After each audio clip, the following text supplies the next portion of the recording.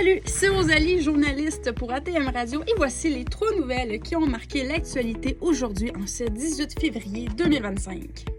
Première nouvelle, Hydro-Québec lance des consultations publiques pour un parc éolien situé dans le nord-ouest du lac Saint-Jean.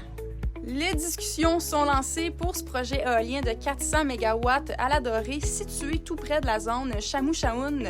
C'est d'une valeur de plus de 1,2 milliard de dollars. Ce sera également le plus gros parc éolien au Québec.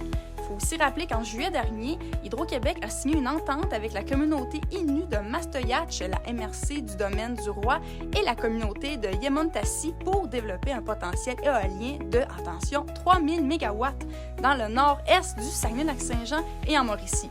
Deuxième nouvelle qui a marqué l'actualité aujourd'hui, ce sont les nouveaux corridors scolaires qui vont être créés près des écoles du Saguenay-Lac-Saint-Jean pour faciliter les déplacements des élèves.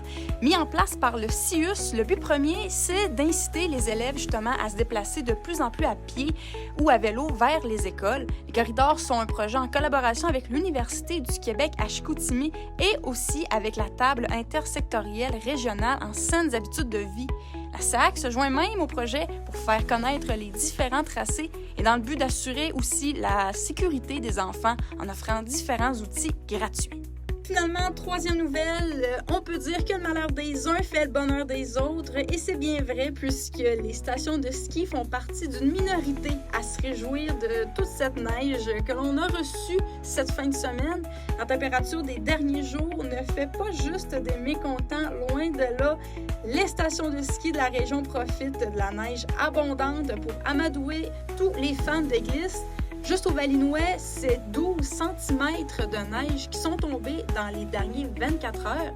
La station de Saint-David-de-Falardeau, elle, recense déjà 4 mètres de neige tombée depuis le 6 décembre.